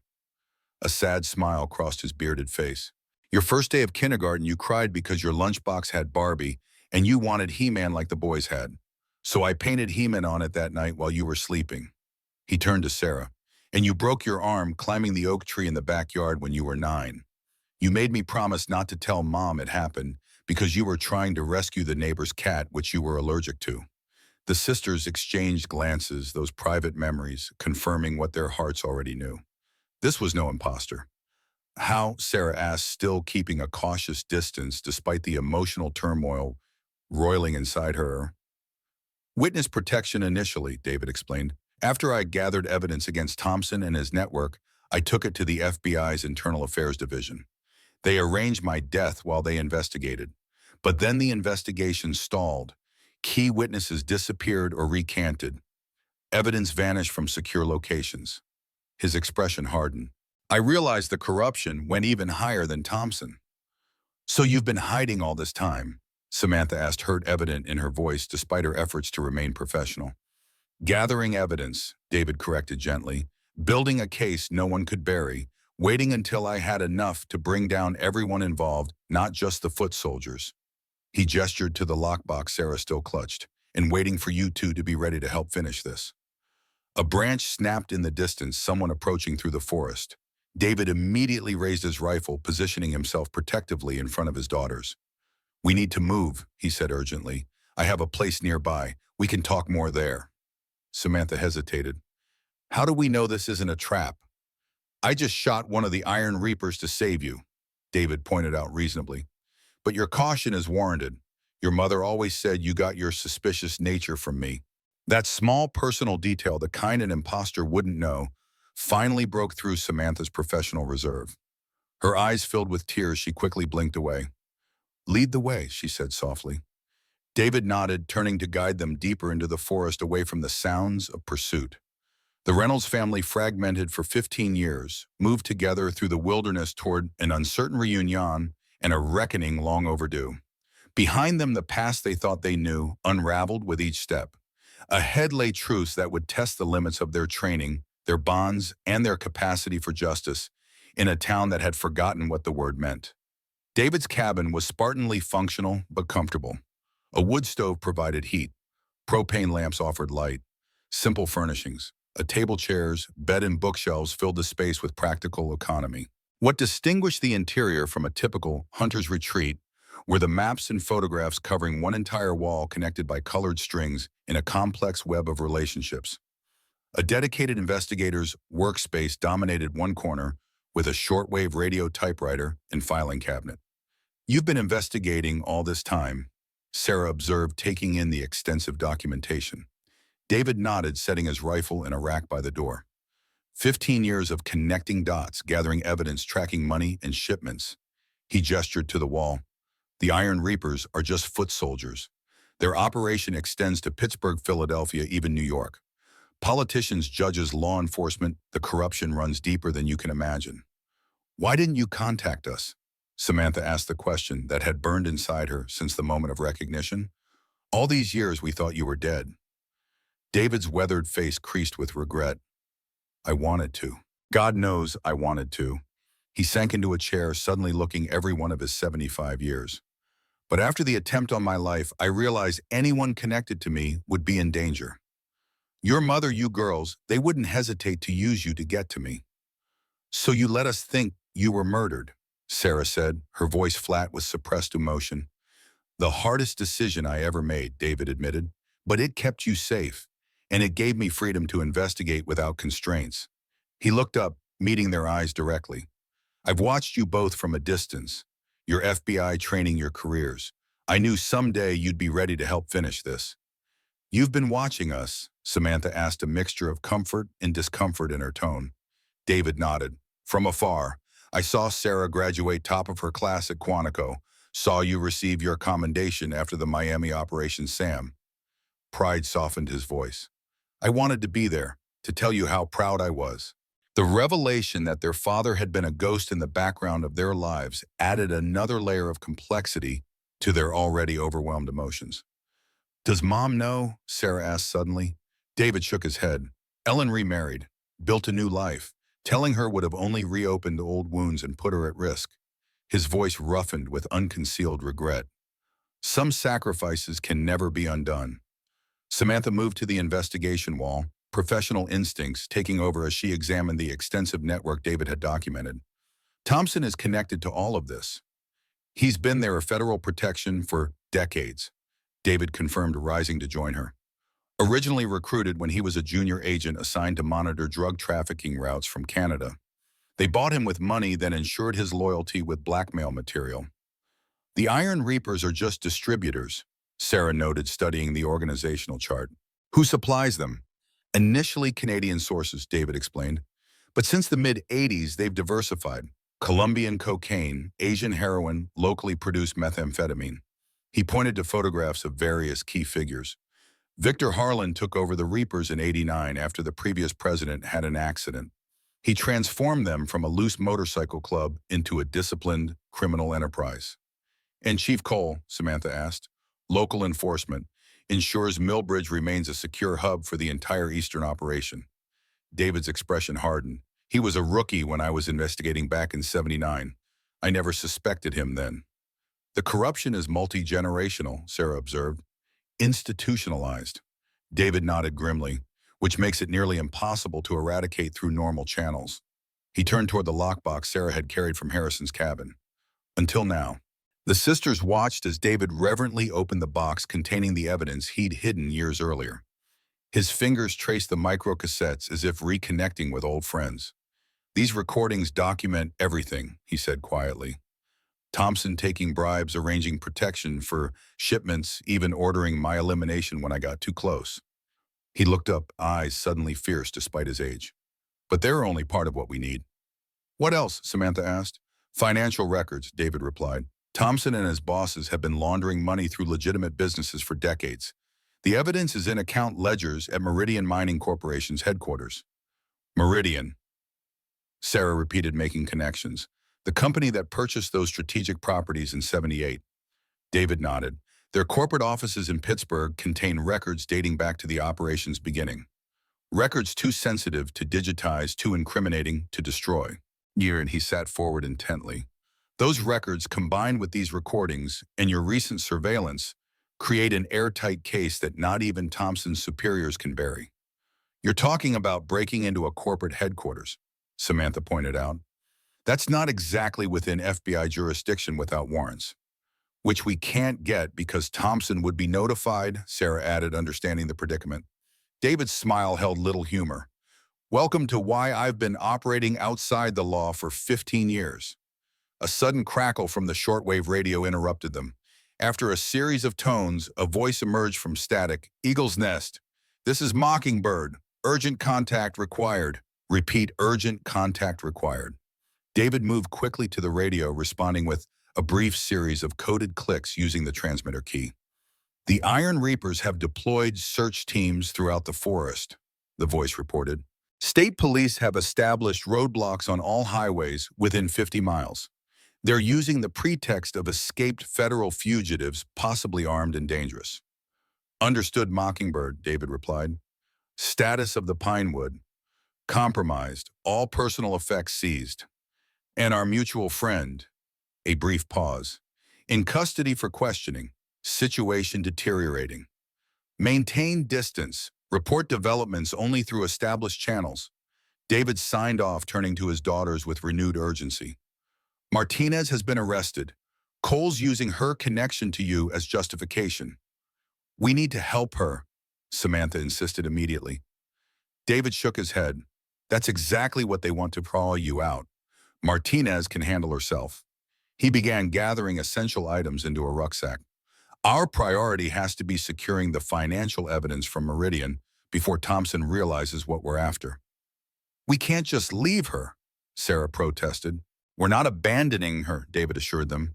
My contact Mockingbird will monitor the situation. But Martinez knew the risks. His expression softened slightly, seeing their distress. This is how they operate. They isolate threats, eliminate allies, then close the trap. We have to move faster than they expect. The sisters exchanged glances, professional training, warring with personal loyalty. Pittsburgh is still our best option, Samantha finally conceded. With evidence solid enough to convince the FBI director we can get proper resources mobilized to clean up Millbridge, including helping Martinez. David nodded approval. There's an old logging road 3 miles east that connects to Interstate 79. My truck is hidden nearby. He checked his watch. We leave in 20 minutes. Gather only what's essential. The journey to Pittsburgh proceeded in tense silence. David drove his well-maintained Jeep Cherokee with practiced skill navigating back roads and forest trails to avoid roadblocks. His eyes constantly checked the mirrors, decades of vigilance hardwired into his movements. Thompson will expect us to go to Pittsburgh, Sarah noted from the passenger seat. It's the logical next step. He expects us to contact the local FBI office, David replied.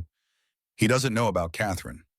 Who is she exactly? Samantha asked from the back seat where she was meticulously organizing their evidence. David's expression softened slightly. My partner at the bureau before I joined the Millbridge police. The only person I trusted completely after my death was arranged. A faint smile touched his lips. She never stopped believing I was alive. Kept looking for patterns connections even when the bureau told her to stop. You've maintained contact all these years? Sarah asked, surprised. David nodded. Through encrypted channels, dead drops coded messages. She built a security consulting business as cover for her real work, monitoring Meridian and documenting Thompson's corruption from inside the system. While you worked outside it, Samantha observed, a two-pronged approach, David confirmed. She infiltrated legally. I gathered what couldn't be accessed through official channels. The Pittsburgh skyline appeared as they crested a hill, steel and glass towers silhouetted against the night sky. David navigated the outskirts, confidently avoiding main arteries and surveillance cameras. He eventually pulled into an industrial area near the Monongahela River, stopping beside a nondescript warehouse with a single light illuminating the side entrance. A figure emerged from the shadows as they approached a woman in her early 60s with silver-streaked dark hair pulled back in a practical ponytail. Her posture and alertness immediately suggested military or law enforcement training. Catherine Weaver, David introduced as they approached, former FBI, now security consultant, and an old friend. Catherine surveyed the sisters with keen assessment. They look like you, David, same determined expression. She extended her hand. Your father speaks of you often. It's good to finally meet you both. Inside the warehouse beyond a loading area lay a sophisticated operations center with state-of-the-art surveillance equipment and investigation boards focused specifically on Meridian Mining Corporation. Catherine has been building a parallel investigation for almost a decade, David explained. After discovering her security firm had been hired to evaluate Meridian's headquarters, a perfect cover for internal surveillance. Catherine unrolled building plans on a drafting table. Meridian occupies floors 15 through 20. The financial records are in a secured room on 18 designated as corporate archives. She pointed to specific locations. Access requires keycard code and biometric authentication. You've created cover identities for us, Sarah asked, examining the security badges Catherine had prepared. Catherine nodded. Maintenance personnel, I've been seeding your biometric profiles in their database for months. Her smile carried cold satisfaction. They've unknowingly granted access to the very people they're hunting. They spent the next hour finalizing their infiltration plan. Catherine provided specialized equipment and detailed intelligence on Meridian's security systems. David contributed his extensive knowledge of Thompson's patterns and procedures, while the sisters offered their FBI tactical expertise. We have a 30-minute window during system maintenance at 3:15 a.m., Catherine explained. Move and document the critical files and exit before cameras reactivate. And if we encounter resistance, Samantha asked. Non-lethal options only, David insisted. This evidence must be legally admissible. As they finalized preparations, Catherine took David aside for a private conversation. The sisters observed their interaction from across the room, the comfortable familiarity of longtime partners evident in their body language. Are we absolutely certain about this? Sarah whispered to Samantha. Breaking into corporate headquarters crosses a significant legal line. We crossed that line when we went off-grid, Samantha replied pragmatically. But the alternative is letting Thompson bury everything, including Martinez and possibly us. Sarah nodded, resolving her momentary hesitation. I just want to be sure we're not compromising the evidence by how we obtain it. Fruit of the poisonous tree doctrine, Samantha acknowledged, but we're not planning to use this directly in court. We need it to convince the FBI director to authorize a proper investigation, one that can obtain the same evidence legally. Sarah studied the building plans again. The security response time, if detected, 4 minutes to the 18th floor, Samantha recalled from Catherine's briefing, which means if anything goes wrong, we have exactly that long to evacuate. The mission timeline condensed into a tightly choreographed sequence. At precisely 3:10 a.m., they would enter Meridian Tower through the service entrance using Catherine's maintenance credentials.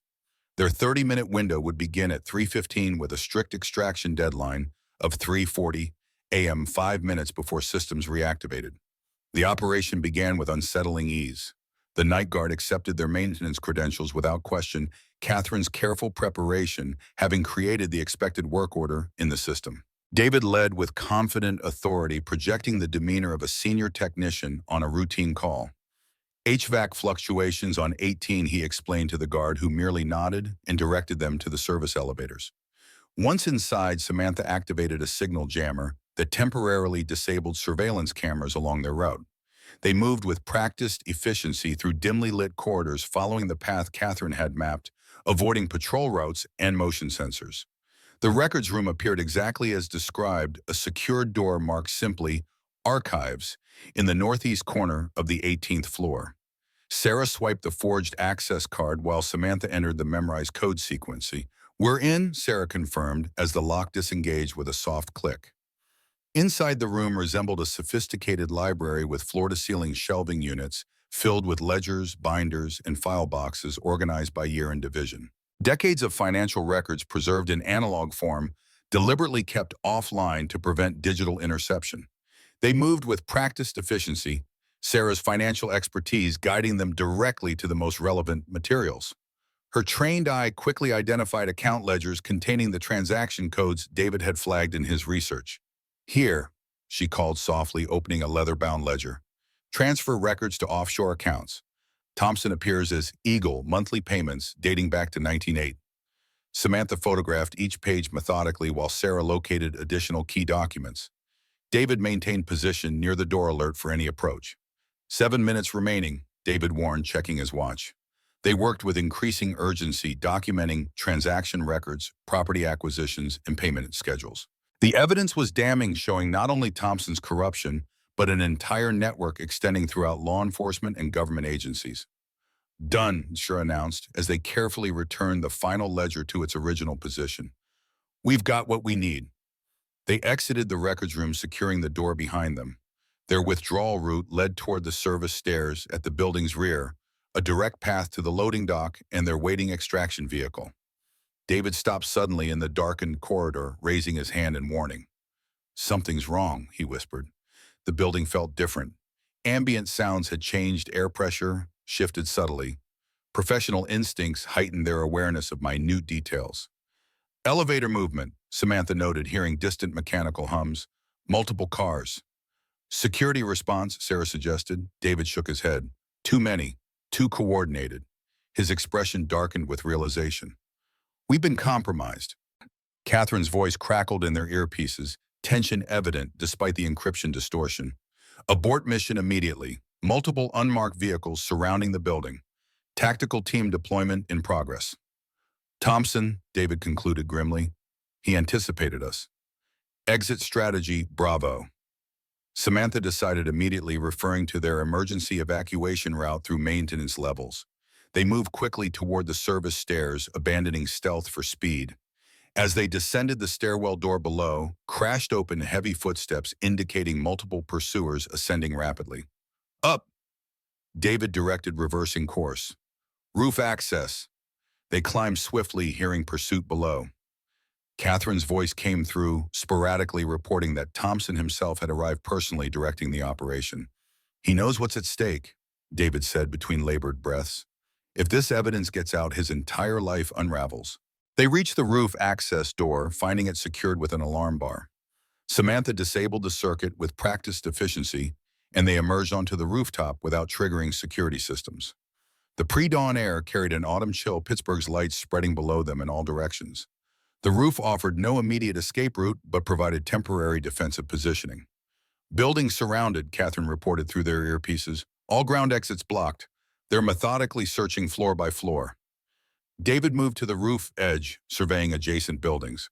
"Meridian shares climate control infrastructure with the building next door," he said, pointing to metal walkways barely visible in the darkness. 20-foot gap, but manageable. "And if we make it across?" Samantha asked. "Service elevator to parking garage," David replied. "Catherine can have a vehicle waiting." They moved toward the maintenance catwalk, a narrow metal walkway with a simple handrail connecting the two buildings.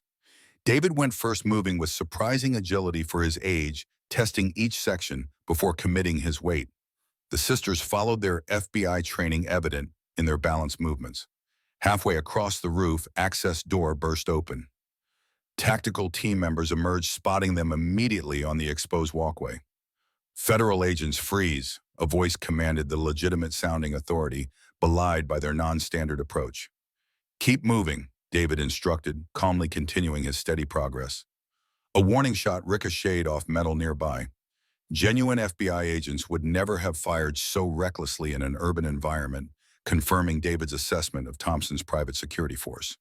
They reached the adjacent building moments before additional shots struck the catwalk, damaging its supporting structure. The walkway groaned ominously, metal twisting as bolts tore free from weakened moorings. Inside, Samantha directed, finding the roof access door. It was locked but yielded quickly to her expertise with such mechanisms. The building, an upscale residential high-rise, was quiet at this early hour. They descended service stairs rapidly, encountering no one, as they made their way toward the parking garage Catherine had identified as their extraction point. Lobby security cameras show Thompson's teams establishing position at all exits, Catherine reported. They're alerting building security that you're armed fugitives. Alternate extraction, David requested tersely. Maintenance tunnel beneath parking level 3, Catherine replied. Connects to storm drainage system. I've bypassed the access door alarm. Car waiting at northeastern emergence point. They reached the parking garage without incident and located the maintenance access on the lowest level, concealed behind electrical service panels. The tunnel beyond was cramped and damp, rarely accessed except for essential maintenance. They proceeded by flashlight, careful of uneven flooring and low-hanging pipes. Half-mile to drainage junction, Catherine informed them. From there, follow the main line northeast. After 20 minutes of careful navigation, they reached the junction Catherine had described, a larger chamber where multiple drainage lines converged. Maintenance platforms provided dry footing above the shallow water flowing beneath. Almost there, David encouraged, checking the map on his phone. Exit should be approximately 200 yards ahead. The drainage tunnel widened as they approached the exit ceiling height, increasing enough to stand fully upright. Samantha moved ahead, locating the access ladder that would lead to the surface. Clear, she reported after a preliminary check. One by one, they emerged from the storm drain into a narrow alley. Dawn had begun to lighten the eastern sky, the city gradually awakening around them. Catherine's promised vehicle, a nondescript panel van, waited at the alley's end, engine idling quietly. They approached cautiously, verification protocols, ensuring the driver was indeed Catherine's associate rather than an opposing operative. Once confirmed, they boarded quickly, concealing themselves in the cargo area as the van pulled smoothly into early morning traffic. Thompson's teams are still searching the buildings, Catherine reported through their communication system. You have approximately 20 minutes advantage. At Catherine's safe house, a converted warehouse loft in Pittsburgh's Oakland neighborhood, they reviewed the evidence they'd acquired. Financial records, transaction histories, property acquisitions, all documented and transmitted to Catherine's secure server. This evidence is irrefutable, Catherine confirmed after preliminary review. Thompson's involvement is documented in detail. Monthly payments, operational directives, personnel assignments, a complete record of corruption spanning decades. Now we need to get it to someone with the authority and integrity to act on it. David said, his expression grim but determined. FBI Director Lawrence, Catherine suggested. He's speaking at a law enforcement conference in Philadelphia tomorrow. Security will be tight, but it represents our best opportunity for direct contact. Thompson will anticipate that, Sarah pointed out. The conference will be under surveillance. Precisely why it's our best option, David countered. Too public for Thompson to act overtly. Too many legitimate law enforcement witnesses for him to risk exposure. Catherine displayed the conference details on a large monitor. The annual Northeast Law Enforcement Leadership Symposium would bring together police commissioners, FBI leadership, and federal prosecutors for 2 days of presentations and strategy sessions. Director Lawrence speaks at 10 a.m., Catherine noted. His security detail is Bureau Standard 2 advance agents, 4 immediate protection. He arrives by secure vehicle 30 minutes before his presentation and remains in a private holding room until called to the stage. That's our window, David determined. Intercept him in the holding room, present our evidence directly. Catherine prepared credentials identifying them as security consultants, while David and the sisters reviewed the evidence summary. She had compiled a concise but comprehensive documentation of Thompson's corruption and the broader criminal network. Once we have Lawrence's attention, David explained, we'll have approximately 5 minutes to convince him. That's all we'll need with evidence this strong. The Philadelphia Convention Center buzzed with activity as law enforcement officials from across the Northeast gathered for the symposium.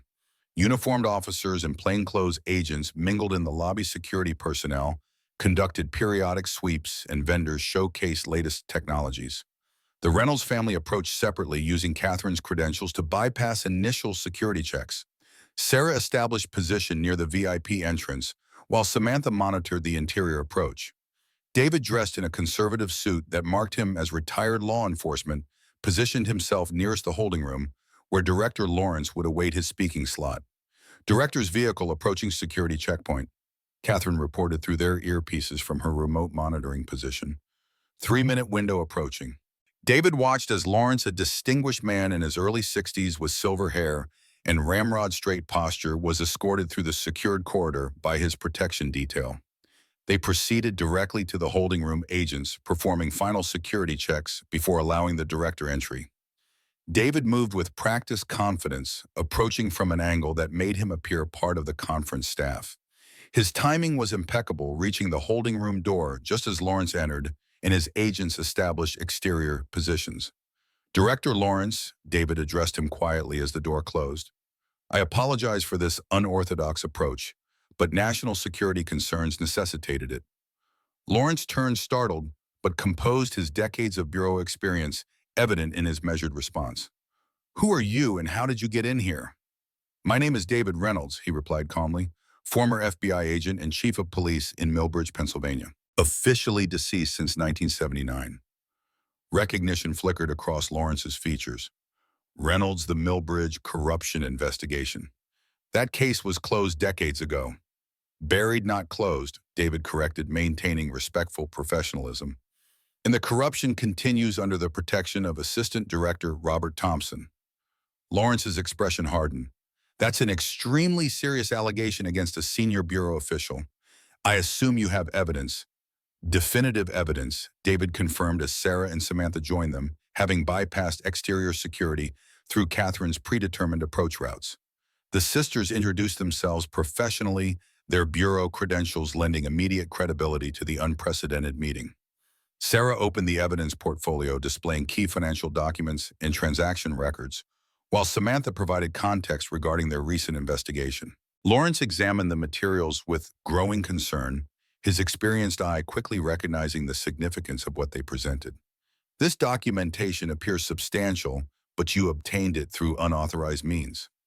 Because authorized channels are compromised, David explained. Thompson has been alerted to our investigation and has deployed private security assets using bureau identification and protocols to hunt us down. Lawrence's phone chimed with an incoming message. He checked its expression, darkening further. A priority alert just issued for the apprehension of Sarah and Samantha Reynolds, described as rogue agents who've suffered psychological break and pose extreme danger. He looked up sharply. Thompson. Almost certainly, Samantha confirmed. He's attempting to discredit us before we can expose him. Lawrence considered this decades of bureau experience informing his assessment. Why bring this directly to me? Why not use established whistleblower protocols? Because Thompson monitors those channels, David replied simply. And because the corruption extends beyond him to associates throughout law enforcement and government, we needed someone with both the authority and integrity to act decisively. The director's security detail knocked, indicating his presentation time approached. Lawrence held up a hand, requesting a moment. What you're describing is potentially the largest internal corruption scandal in bureau history, he said quietly. If verified, the implications are staggering. It's been growing for 40 years, David acknowledged. I've spent 15 of those years documenting it from outside the system after my attempt to address it officially nearly cost me my life. Lawrence made his decision with the decisiveness that had earned him the director's position. Wait here, I need to make a secure call. He stepped outside, briefly conferring with his security detail before making a phone call out of earshot. When he returned, his demeanor had shifted from skepticism to controlled urgency. I've activated a special integrity protocol known only to the director and attorney general, he informed them. It bypasses standard bureau channels to prevent compromise. A secure team is being assembled to take possession of your evidence and provide protective custody. Relief washed through the Reynolds family, the culmination of decades of effort finally within reach. Thompson will realize what's happening the moment you don't appear for your scheduled presentation, Sarah pointed out. Lawrence nodded grimly, which is why I will proceed as planned while my deputy director implements the integrity protocol. The conference provides perfect cover, hundreds of high-ranking law enforcement officials in one location, too many witnesses for Thompson to act overtly.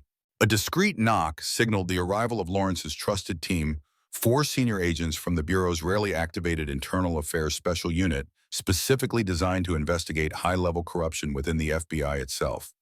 These agents report directly to me, Lawrence explained as they entered.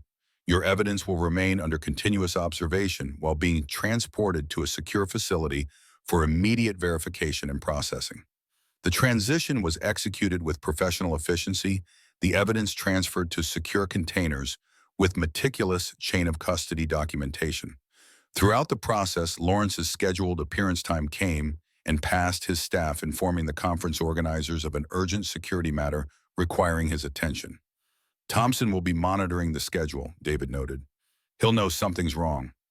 Let him wonder, Lawrence replied with grim satisfaction. His communication channels are already being isolated, his authority suspended pending investigation. As if conjured by mention of his name, the holding room door opened suddenly. Robert Thompson stood in the doorway flanked by 2 men with bureau credentials displayed, but hands suspiciously close to concealed weapons. Director Lawrence, Thompson said smoothly, ignoring the Reynolds family completely. I apologize for the interruption, but there's an urgent security situation requiring your immediate attention. Lawrence regarded Thompson steadily. Yes, Assistant Director, I believe there is. Thompson's confident expression faltered slightly at Lawrence's tone, but he recovered quickly. Sir, I needed to brief you privately on a matter of national security. His eyes flickered toward the Reynolds family. These individuals are under investigation for multiple federal violations, including impersonation of federal officers. Is that so? Lawrence asked mildly. They've gone rogue, Sir. Thompson continued, authority radiating from his practiced demeanor. Psychological profiles suggest paranoid delusions. They've been making false accusations against Bureau personnel, stealing classified materials, and endangering ongoing operations. David stepped forward, facing Thompson directly for the first time in 15 years. Hello, Robert. Thompson's composure cracked momentarily, genuine shock registering before his training reasserted control. Reynolds, he breathed, his voice barely audible. You're supposed to be dead. Sorry to disappoint, David replied evenly, though you certainly tried hard enough in '79. Thompson's expression hardened, calculation replacing surprise. He turned to Lawrence. Sir David Reynolds is a former agent who suffered mental breakdown during an investigation years ago. His daughters have unfortunately inherited his paranoid tendencies. Whatever they've told you is thoroughly documented in evidence now in Bureau custody. Lawrence interrupted, his voice carrying the weight of his authority. Evidence that paints a very different picture of events in Millbridge, past and present. Thompson's eyes narrowed, professional mask slipping to reveal the calculating predator beneath. Director, with all due respect, I believe you're being manipulated by individuals with personal vendetta against the Bureau. If you'll allow me to explain privately, there's nothing to explain, Thompson. Lawrence cut him off sharply. The financial records from Meridian Mining Corporation are quite explicit regarding your role. The monthly payments to Eagle are particularly interesting. Thompson's face drained of color. Those records were obtained illegally. They're inadmissible. Perhaps, Lawrence agreed. But they provide sufficient probable cause for a proper investigation, one that can obtain the same evidence through legitimate channels. Thompson's hand moved subtly toward his jacket. In the same instant, Lawrence's internal affairs agents shifted position, weapons appearing with practiced efficiency. I wouldn't, Lawrence advised calmly. Assistant Director Robert Thompson, you are temporarily relieved of duty pending investigation into allegations of corruption, obstruction of justice, and conspiracy. Thompson's eyes darted between Lawrence and the Reynolds family, calculation evident in his expression. This is a mistake, Director. I have powerful allies who won't take this lightly. I'm counting on that, Lawrence replied coldly. We've been suspicious of corruption at your level for years. What we lacked was specific evidence and the identities of your network. He gestured to the evidence containers. Now we have both. When the internal affairs agents moved forward, one presenting Thompson with formal notification of administrative suspension while another secured his service weapon and credentials. Thompson locked eyes with David, naked hatred, replacing his professional facade. This isn't over, Reynolds. People like me don't go down alone. No, David agreed. They don't, which is why the Attorney General has already authorized coordinated operations in Millbridge, Pittsburgh, and 6 other jurisdictions. He checked his watch deliberately. Those operations commenced approximately 20 minutes ago. Thompson's jaw clenched as realization dawned. The systematic dismantling of his criminal empire was already underway, simultaneous raids hitting key locations before warning could be transmitted. You've spent 40 years building your network. Robert, David continued quietly, I've spent 15 years mapping it. Every connection, every payoff, every participant. His voice hardened. Now I get to watch it burn. Thompson lunged suddenly, desperation overriding professional restraint. The internal affairs agents reacted instantly, subduing him with practiced efficiency. As they secured him in handcuffs, Thompson's carefully constructed persona of bureau leadership disintegrated completely. You're a dead man, Reynolds, he shouted as agents led him away. You and your daughters both. You think you know everyone in my organization. You don't know anything. Lawrence watched Thompson's departure with professional detachment before turning back to the Reynolds family. I apologize for that display. Rest assured he'll be held in secure isolation until formal charges are filed. In Millbridge, Samantha asked, concern for Martinez evident in her tone. FBI tactical teams were deployed to the police station in Iron Reaper's locations 30 minutes ago, Lawrence confirmed. Deputy Chief Martinez has been located and secured. We're treating her as a protected witness. Relief washed through the sisters at this news. Lawrence's phone chimed with an update, which he checked quickly. Chief Cole and Victor Harlan are both in custody, he reported. Initial raids have secured significant evidence and contraband. The operation appears to be proceeding as planned. Lawrence arranged secure transportation to take the Reynolds family to a protected location outside Philadelphia, while the coordinated operations continued. As they prepared to depart, he approached David privately. 15 years, Lawrence said quietly, living as a ghost building this case while officially dead. An extraordinary sacrifice. David gazed at his daughters, who stood conferring with the protection team. Not all sacrifices, he replied, voice roughened with emotion, but the necessary ones. The Bureau owes you a debt that can never be repaid, Lawrence acknowledged. But we'll start by restoring your name and bringing those responsible to justice. 3 days later, they gathered in a secluded safe house, watching news reports detailing what was being described as the most significant public corruption case in Pennsylvania history. Thompson, Cole, and Harlan featured prominently in perp walk footage, their arraignments scheduled for federal court the following week. More arrests followed daily as the investigation expanded. Judges who had dismissed cases against Iron Reaper's members, prosecutors who had buried evidence, politicians who had accepted campaign contributions from Meridian Mining Corporation. The corruption network Thompson had built over decades unraveled with astonishing speed once exposed to light. It's really over, Sarah said softly, still processing the developments of recent days. This phase is over, David corrected gently. The prosecution's testimonies and institutional reforms will take years. But the truth is finally exposed to light. Martinez arrived that afternoon, having been released from protective custody following her debriefing with federal investigators. She entered somewhat hesitantly, still processing the revelation that David Reynolds lived. Chief, she greeted him, lingering disbelief evident in her tone. I'm still getting used to seeing a ghost. David rose to welcome her. Rebecca, your father would be proud of what you did in Millbridge, standing against corruption when everyone else looked away. Martinez nodded, emotion briefly tightening her features. The town's in chaos. Half the police department arrested, the Iron Reapers disbanded, businesses closed pending investigation. Chaos before rebuilding, David observed. Millbridge deserves a fresh start. They're talking about appointing me interim chief, Martinez revealed. Asked me to help reconstruct the legitimate department. You'd be perfect, Sarah encouraged. You know where all the problems were hidden? Martinez smiled faintly.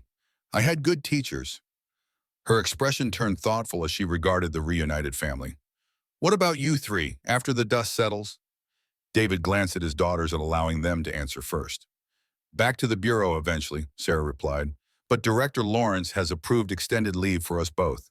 Family matters to attend to first. Long overdue family matters. Samantha added the phrase, carrying the weight of 15 years of absence. Later that evening, David found his daughters on the safe house porch, watching the sunset paint the sky in brilliant oranges and purples. He joined them silently, these moments of quiet togetherness still surreal after so many years of isolation. I spoke with your mother today, he said after a while. The sisters turned to him, surprise evident in their expressions. Lawrence helped arrange a secure line.